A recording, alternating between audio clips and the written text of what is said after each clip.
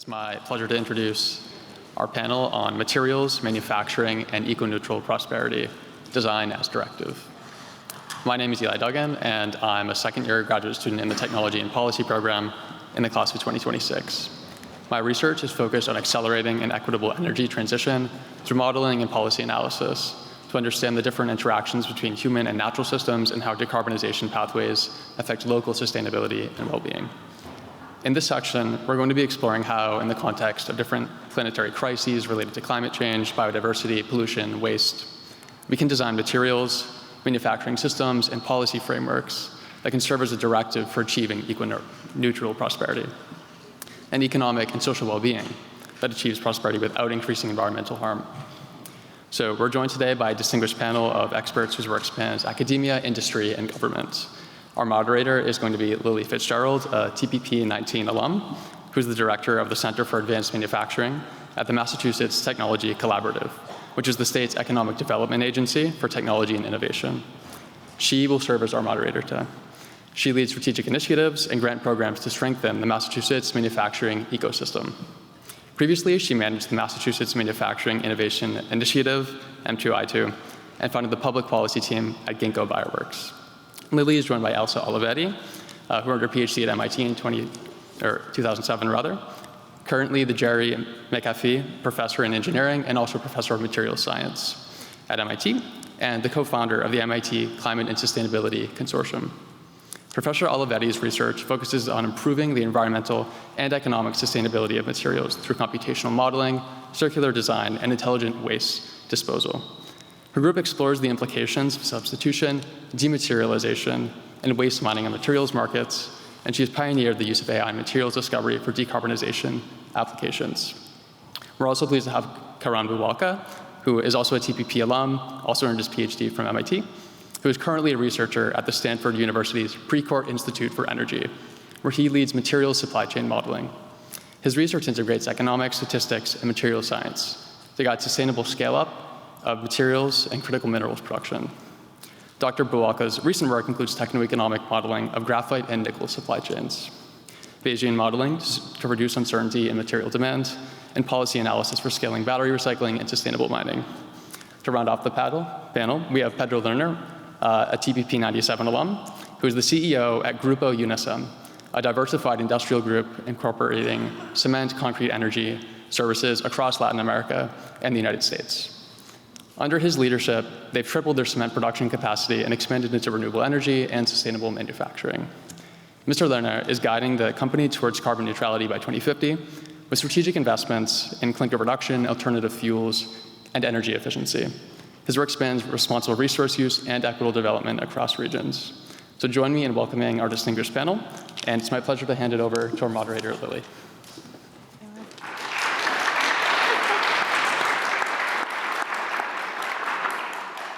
Good afternoon, everyone. It's great to be here. Thank you so much for joining us to shift the discussion towards manufacturing, materials, and economic prosperity.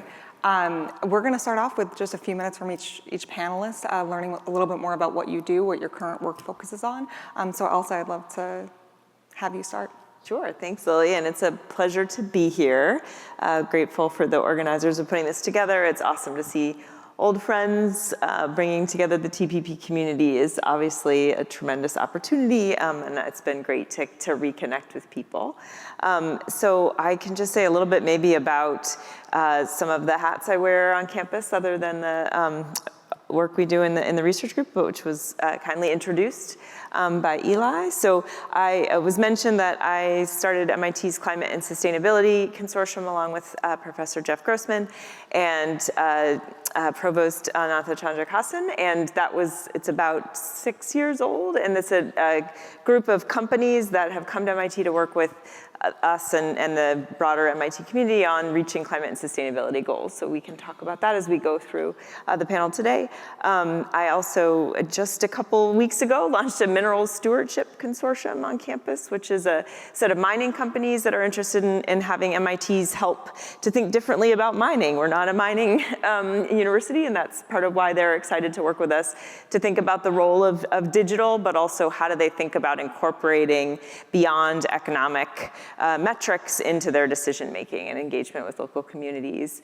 And then currently I'm the mission director for the MIT Climates Project's Decarbonizing Energy and Industry mission. So that's been another phenomenal opportunity to work across MIT to partner with faculty to figure out, and faculty and researchers to figure out how do we identify what's most important, most unmet, where MIT has or can build capabilities with its partners around decarbonizing energy and industry. And my experiences with TPP give me sort of extra skills and superpowers in this realm around sort of connecting people across the institute to really tackle systems level problems, but drilling down both into individual technology solutions, but also the societal implications of them, and how do we think about how we think about these technologies for good, and the right sets of boundaries and constraints and benchmarks in order for that to be possible. So thank you so much, Lily. Thanks, Karan. Thank you, Elsa. Karan? Yeah, thanks for having me. It's been a pleasure to kind of catch up with old friends and be back on campus. I remember when I did metallurgy in India as an undergraduate, I was always interested in sort of policy and economics, and I came across the technology and policy program, and I had a hard time figuring out from the website what it was about. So there was the TPP40 YouTube videos that I saw, and that was kind of a motivation for me to apply to the program. So it's kind of fun to be back here for TPP50 10 years from that. So it's been a pleasure. My work, obviously, a lot of my training inspired by Elsa and other people on campus, focuses on economic modeling of materials production and trying to understand where should we prioritize investments and innovation for scaling energy supply chains. So a lot of the work has been focused on battery minerals, most recently graphite, evaluating various ways to make these materials, including sort of at-scale production, as well as sort of new lab-based methods. And what I really think is interesting is kind of tying together the experimental work with the economic systems modeling. So really building bridges between people working in the lab who have data on things like how these processes are operating and what sort of the efficiencies of these processes are, but really thinking about whether that's going to work at scale and be economically competitive, and which of these technologies make sense to focus more R&D and investment in. So that's been really fulfilling to kind of take the systems perspective, but also work with researchers and who are trying to build new technologies and innovating, and really think about how they would fit into a future energy system and how they could build out that supply chain. So happy to talk more about that as we progress. Perfect. Thank you. Finally, Pedro. Hi, good afternoon. It's an honor to be here with you, celebrating the 50th anniversary of the Technology and Policy Program. I joined the program exactly 30 years ago, and I could not have imagined the impact it would have on my professional life. Today, I serve as corporate CEO of Grupo UNACEM, a century-old Peruvian-based industrial group focused on cement, concrete, and electric power generation, with operations across South America and the southwest of the United States. We take pride in contributing to development and prosperity, while also taking responsibility for the externalities of what we do. Cement, concrete, and energy are essential to progress. After water, concrete is the second most used material in the world, the backbone of homes, roads, bridges, hospitals, airports, and dams. Producing cement means heating limestone, turning calcium carbonate into calcium oxide, and releasing CO2 in the process. Our industry accounts for around 7% of global CO2 emissions. Rather than deny this, we've embraced the challenge. The global cement industry has committed to net zero by 2050 under the Science Based Targets Initiative framework, which, by the way, requires a 90% reduction at the source before offsetting what remains. At Grupo UNACEM, we share that ambition, but follow a roadmap to carbon neutrality, which we connect to our understanding of eco-neutral prosperity, the ability to create wealth without destruction, innovate without exclusion, and do business without shifting costs to those least able to bear them. We believe in doing well by doing good. We also believe that eco-neutral prosperity reframes sustainability as a shared prosperity, where climate neutrality is achieved through development and not against it. It aligns economic competitiveness, environmental responsibility, and social equity in a single framework of progress. To move the private sector in that direction, governments need to keep strengthening mechanisms that help industries like cement advance toward circularity and carbon neutrality, but reflecting each region's energy mix, resources, and social context. In our sector, traditional levers like alternative fuels, co-processing, clinker reduction, energy efficiency can reduce emissions by about a half. To reach net zero, however, carbon capture, utilization, and storage will be indispensable. The global north has advanced rapidly, driven by regulation and public initiatives. The global south, by contrast, must decarbonize without sacrificing growth or competitiveness. According to the sixth assessment report of the IPCC, Latin America accounts for 11% of cumulative anthropogenic global CO2 emissions between 1850 and 2019. Only 4% come from fossil fuel and industry. By 2019, total per capita CO2 emissions in Latin America exceeded those of Europe, while at the same time, emissions from fossil fuel and industry was less than half of those in Europe. 2/3 of CO2 emissions come from land use, change of land use, forestry, and other GHG emissions, like methane coming from landfills or open-air waste dumps. Across Latin America, proven solutions can cut carbon intensity in the cement industry by up to 50% of emissions at the source. If policies, like the ones derived from the Science Based Targets initiative, reflected regional realities, they would recognize nature-based solutions, protecting forests, restoring land, avoiding methane, as legitimate, cost-effective pathways toward eco-neutral prosperity. These solutions don't just remove carbon. They restore ecosystems, protect biodiversity, and uplift local communities. At Grupo UNACEM, we are fully committed to this vision. We produce essential goods for economic and social development, advance along the carbon neutrality pathway, and work to generate shared value for our stakeholders and communities.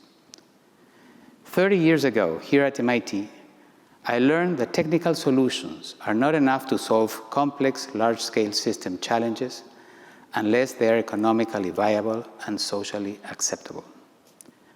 That insight has guided me ever since, and I believe it remains the essence of the Technology and Policy Program, uniting science, technology, economics, law, and political science to build a truly sustainable and inclusive future. Thank you very much. Wonderful, thank you. To close out introductions, I'll explain a little bit about my role and current work. So as Eli mentioned, I currently work for a state government agency in Massachusetts called MassTech that is tasked with investing in the innovation economy for the state using taxpayer dollars. So we get allocated funding from the legislature every year, and we are 100% state funded, which has been especially interesting this last year to be in a position where perhaps policies might be a bit more consistent than at the federal level, and we continue to try to drive innovation here in Massachusetts. I lead our manufacturing division, and we take a three-tiered approach to supporting manufacturing in the state of Massachusetts. Something that might surprise even a lot of MIT graduates is that Massachusetts has 6,000 manufacturing companies, and we actually have a very significant base, 8% of our GDP, and a very significant portion of employed citizens in the state. We work to support small and medium manufacturers. The overwhelming majority of manufacturing in the US is done by very small shops. 80% have fewer than 50 employees. 98% have 500 or fewer employees. And so I think as we think about transformation of material production and of manufacturing, we really have to reckon with the fact that that is going to have to go into small businesses that are generally capital limited, risk averse, and might not have a team that is equipped to implement rapidly changing technologies. And so that's something that my team tries to support every day in the ecosystem with these small businesses. We also work with hard tech startups, many of them from MIT, to give them grants to cross the valley of death and start their manufacturing of their products that are novel and have really promising implications for climate tech or for medical devices or novel materials. But as I think most of us would agree, manufacturing a new product is quite a different challenge than making it work on your bench top. And so we invest in those institutions and try to de-risk that capital infrastructure for the state so that these solutions can come to market faster. And then finally, the workforce is, of course, key to tech and technology policy.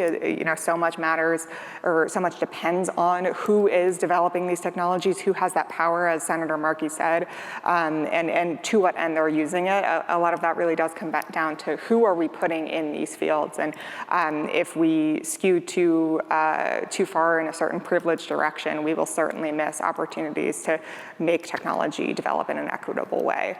So that's our role as a state body. And so we think every day about how to encourage the kind of innovation that our panelists develop and the kind of corporate responsibility and attitude that we see here.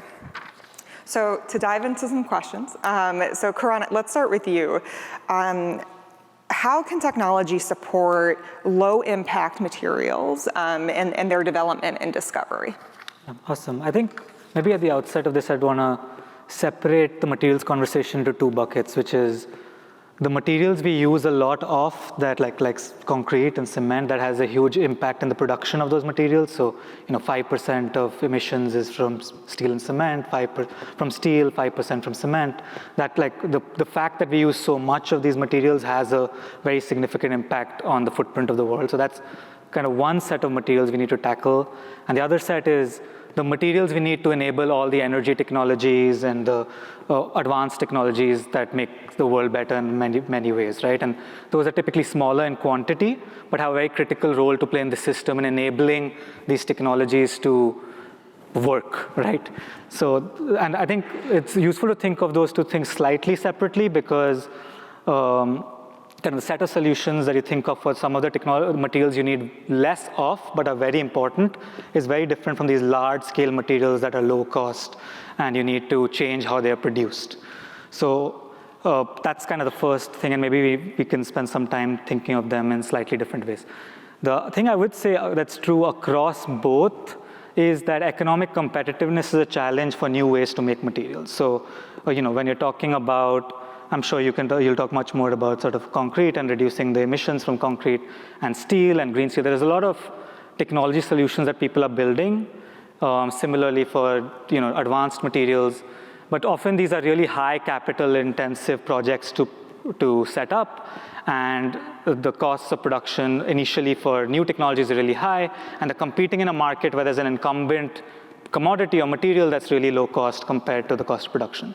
So you need some support to help the first of a kind projects, the first movers, to kind of come down the cost learning curve, and for these greener production processes to be competitive.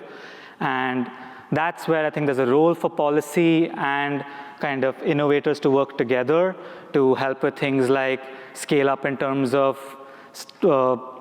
de-risking some of these projects, and also work on terms of having places where you can pilot production and test out new methods of production.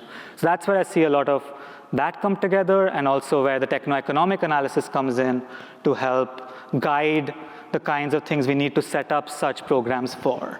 So that's kind of what I'll say I see as a challenge, that where policymakers, technologists, regulators, economists can work together to help try out more of these solutions that need to kind of scale and move down the learning curve in terms of costs.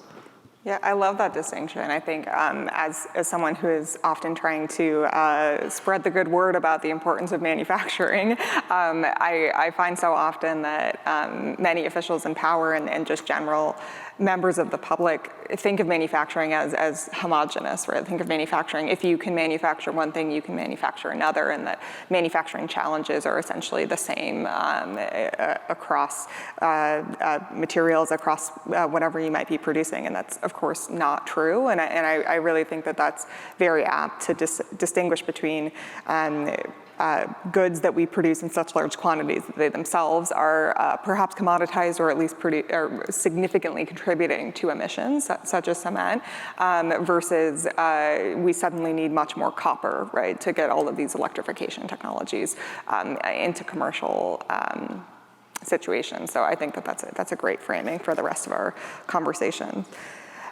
So Elsa, I was wondering, I know you think you bring the systems perspective into materials design in your work regularly, and can you share a bit more with us about how the systems perspective has affected your research? Sure, thanks, Lily.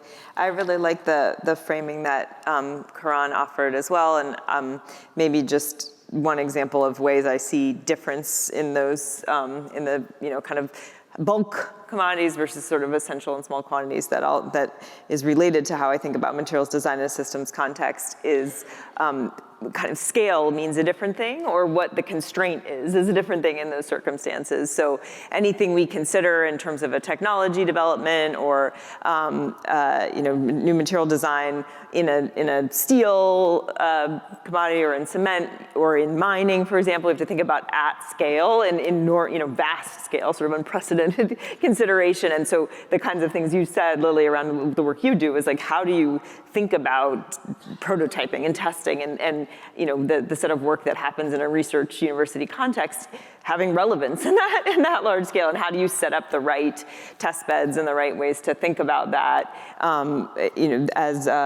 As Pedro said, this sort of I love that sort of contextual nature of the regional energy mix, the resources that are available, what the social context is of that needs to matter to a new technology at scale in that context. And I think that's tremendously important and really hard. And why we have to sort of think about these things both, where you're doing the technology, about where the constraints going to be, what's not going to work at what temperature when you're doing it, and the hundreds of tons scale versus the grams in a lab scale. And then on the other side, I think that what we think about on the smaller volume materials is how can you make an economic case for it? Because we're not going to start a mine for gallium. We're going to we need to be able to make derive value from the entire shovel that's dug out of the ground.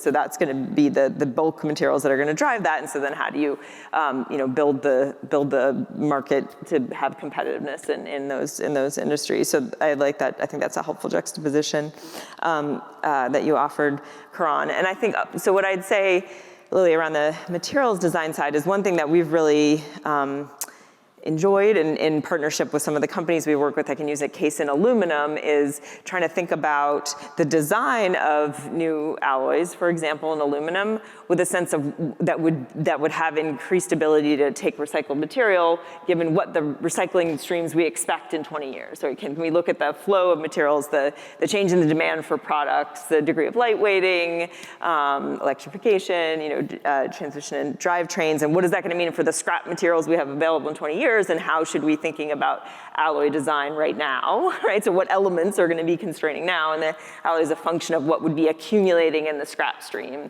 20 years from now, for example. So I think that's just one way that sort of thinking about that systems design problems in the context of individual material design has been a useful construct for us. I love that. I mean, just picturing trying to estimate and analyze, project needs of scrap streams 20 years from now. I can imagine how complex that research is, but and integrating that into the consideration of which technologies we choose to develop and commercialize, like that's so fascinating and important. and the essential role of policy in that context, right? And you think about that in battery recycling too, like the sort of volumes aren't there now, but they need to be, so we need to have policy that sort of anticipates where those critical bottlenecks are, where we're gonna be falling off cliffs in various ways that we need to be able to get capacity for. It's difficult to make that economic case now, as Karan said. We need to anticipate and plan, which is not always a forte as a species. Well said. Pedro, I'd love to turn it over to you, and I think I'd love to hear from all the panelists on this, but as the person here working to decarbonize a commodity and a material that is, you said, the second most used material in the world. Especially anything you'd like to add on besides what you initially said, but also what you mentioned, governments have to help, right, at that scale, and what kinds of policy interventions do you see as most effective here? It's not only government, because when you start at the top, you start, let's say, with the Science-Based Targets Initiative, and there's a huge debate within the let's say, global cement community regarding what levers should be implemented and where should governments invest and give subsidies for research, say, when it comes to carbon capture and storage. And it happens that in Europe, for instance, there are two things that are unique to Europe. I think that they don't have any landfills anymore, no landfills anymore. And when it comes to land use or change of land use, it has a positive effect. It's actually a carbon sink. So they're gaining like forests and carbon sinks with nature already. So they don't see any value in promoting, let's say, policies that promote nature-based solutions. They take it as a given, if you wish.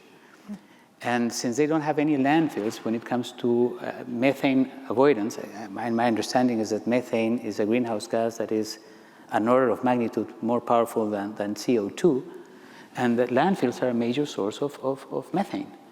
And if you burn that methane and you converted it into CO2, you would be decreasing the greenhouse gas emissions by 90%, just because of that. And when we say, okay, no, this will not be taken into account when we go for net zero for that taxonomy, that puts a big hurdle for regions in the world where these initiatives do not only address the carbon issue, they address also social issues and development issues and health issues, no?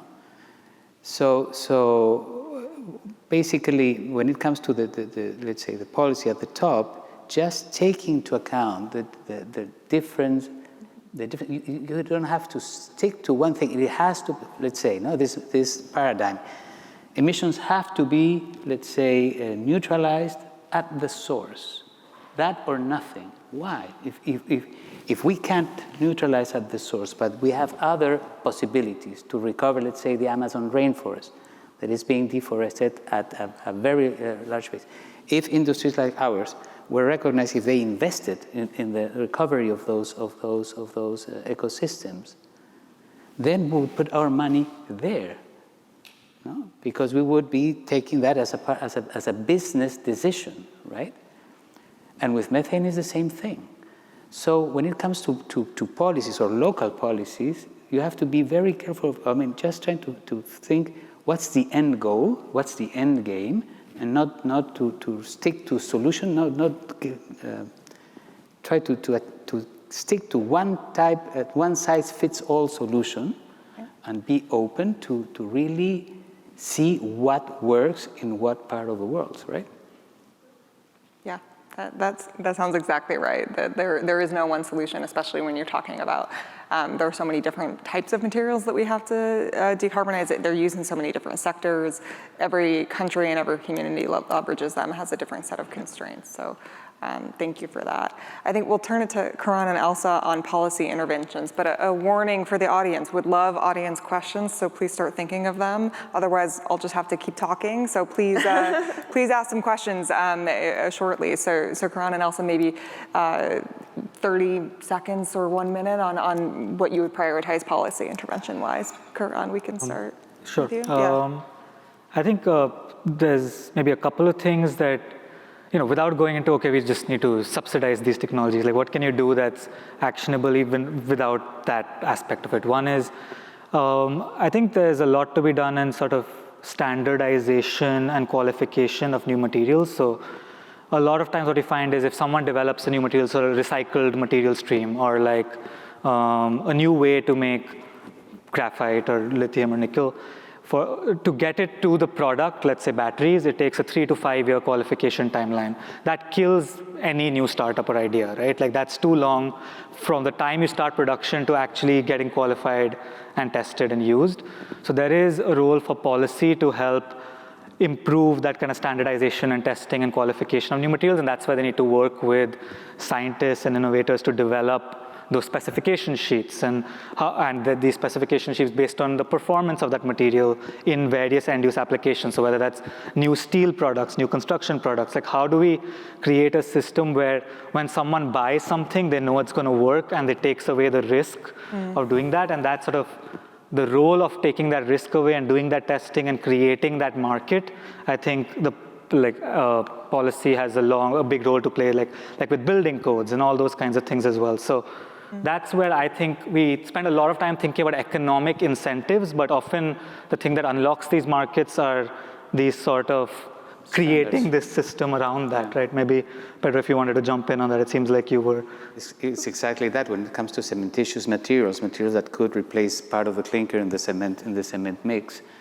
They have to be certified or accepted by the local authorities, let's say the transport authority of the state, so that infrastructure, roads and everything specify that they will use this specific kind of product. And that seems, so if they say, okay, if you're gonna use green cement or cement with 20% of pozzolan or calcine clay, then well, that's a specification that introduces that pushes the product into the market, right? The products are ready, I think, pretty much developed, but consumers, they say, why should I switch, right? Everyone thinks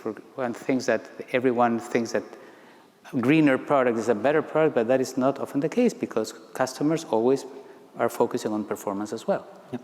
You're right on the point. Yeah, absolutely. Yeah, Elsa? I very much agree. And then I'll just add, I would prioritize building global climate coalitions on carbon pricing. Absolutely. Leave it at that. Do we have any questions from the audience?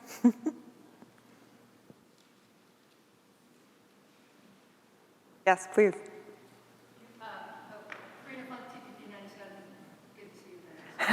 You talk about the role of policy and, of course, some corporate commitments, but can you talk about the role of the voluntary carbon markets today and over, say, the next 3 years?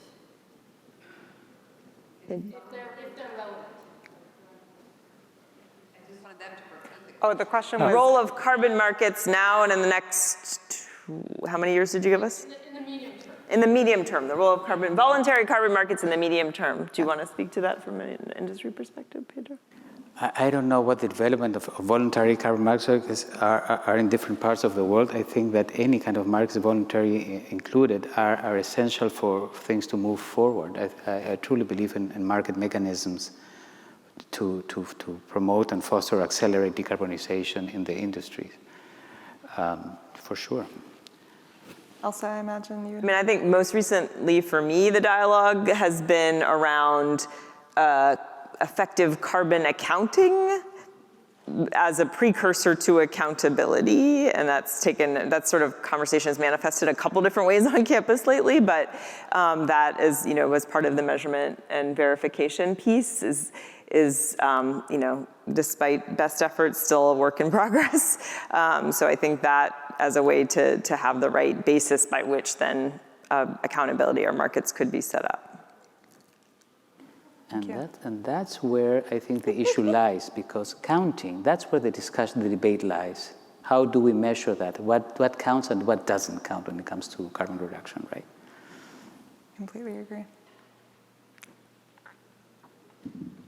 Does this work? Okay. I guess it's a big topic, but how do you see the funding for agencies like, let's say, the Massachusetts Technology Collaborative, and what are the loops of coming back when there are successes, and who benefits from successes, and how much comes back to the public sector, so to speak, or how much it's just private benefit? and what mechanisms. Are there mechanisms? I don't know, and whether there could be more mechanisms that might self-fund innovation. Sure. Yeah, that's a great question. So I think if I could summarize, funding streams, what types of funding streams are we tapping into to support this work? Return on investment for taxpayers, for investors, and self-sustaining loops. Is that a fair summary? I should have asked you while you're still at the mic, but okay, I'm gonna start there. Yeah, this is a unique moment, transparently, in Massachusetts to be investing in innovation because so much of our economy is tied to innovation that has generally been federally funded. 40% of workers in Massachusetts are employed by the innovation sector very broadly. And while the policies at a state level tend to be, especially at the Massachusetts level, are more stable than at the federal level, we are, my team, for instance, all of our work, all of the grants that we invest in manufacturing innovation are tied to revenue because they are tax revenue driven, and the federal decreases in funding that's been available, it trickle down in that way and make funding less available. But the state has been very committed towards investing in innovation as a bedrock of our economy for decades. My agency was established in the 80s and it keeps growing. They keep adding divisions to focus on different parts of the economy. We just added a new one focused on AI. They're funded through the legislature through a variety of means. I could bore you to tears with the mechanisms of state funding, but generally Massachusetts is a pretty unique state for having such dedicated funding for different sectors. I am still the only state employee that I've met that solely focuses on investing in manufacturing compared to other states that might, think about that in a much less direct way. Even larger states like California and states in the Midwest that have a lot of manufacturing, they don't tend to have dedicated funds for that. So I think having carve-outs is really important because otherwise, if you take too broad of a focus, you end up reducing your opportunity for meaningful impact. I think return on investment is really interesting. Again, just speaking from the Massachusetts perspective, Mass has this organization called Mass Ventures that is a state-owned venture capital organization, which is extremely unique. And so they take a stake in companies. My organization, by contrast, we give out grants in a more typical government fashion, but our return on investment is when there are jobs and economic prosperity and the wheel of innovation continues to turn and there's a snowball effect. So I think when we're considering how to de-risk some of these technologies, how do we make it so that you don't have to be so heroic an organization to be an early adopter?